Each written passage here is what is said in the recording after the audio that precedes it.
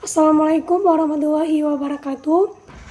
Pada video ini saya akan meringkas kembali sebuah webinar yang berjudul dengan cerdas memahami kebutuhan nutrisi pakan aquaculture. Video ini merupakan mata kuliah aquaculture yang dibimbing oleh Pak Ilham Zulfahmi MSI. Bagaimana menentukan kebutuhan nutrisi hewan aqua dengan tepat? Ini dapat dilihat di sisi pakan ikannya, di mana pakan ikan ini dapat berfungsi sebagai mengganti sel yang rusak dan dapat meninjau pertumbuhan si ikan. Dan yang kedua ada sebagai sumber energi. Nah, sumber energi pada pakan itu dia harus mengandung nilai gizi yang dibutuhkan oleh ikan. Misalnya ada protein, lemak, karbohidrat, vitamin, dan mineral. Jadi, pakan yang dibutuhkan oleh ikan itu adalah pakan yang mengandung 10 asam amino. Kualitas pakan akan dikatakan rendah apabila jika kandungan asam amino esensialnya juga rendah. Nah, kebutuhan protein ikan tergantung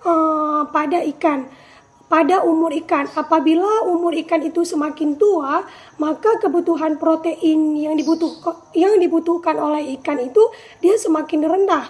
Nah, sebaliknya, apabila semakin muda umur ikan, maka kebutuhan protein yang dibutuhkan oleh ikan itu semakin tinggi. Nah, yang kedua itu adanya tadi lemak. Fungsi lemak bagi ikan adalah menjaga keseimbangan dan daya apung ikan dalam air. Selanjutnya ada karbohidrat. Jadi karbohidrat ini dia sangat dibutuhkan untuk pertumbuhan ikan. Karena apabila karbohidrat pada pakan rendah, maka akan menyebabkan penghambatan pertumbuhan ikan. Selanjutnya ada vitamin. Vitamin itu sangat penting untuk pertumbuhan ikan. Karena apabila vitamin dalam tubuh ikan itu kurang, maka akan menyebabkan nafsu makan si ikan menurun, perlambatan pertumbuhan, sensitif terhadap infeksi atau penyakit, dan pertumbuhan sirip pada ikan akan terganggu. Dan gizi yang terakhir itu adalah mineral. Meskipun ikan itu dapat memperoleh mineralnya sendiri dari air, tetapi penambahan mineral melalui pakan sangat penting juga karena dapat meningkatkan performa pertumbuhan ikan. Selanjutnya ada manajemen pemberian pakan ikan. Jadi manajemen pemberian pakan itu meliputi pemberian pakan itu harus cukup, tidak underfeeding dan tidak berlebihan, karena jika berlebihan pemberian pakan akan terjadinya pencemaran air pada kolam yang dibudidayakan ikan. Selanjutnya ada feeding rate ikan. Feeding rate ikan ini dapat ditinjau pada berat ikan. Nah, ikan dengan berat 50 gram per ekor, pakan yang diberikan itu 5% dari biomasa ikan.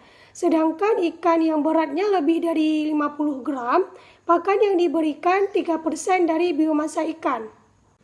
Adapun syarat-syarat pembuatan pakan pada ikan meliputi pakan yang dibuat itu harus mudah dicerna oleh ikan. Yang kedua harus sesuai dengan perilaku makan ikan.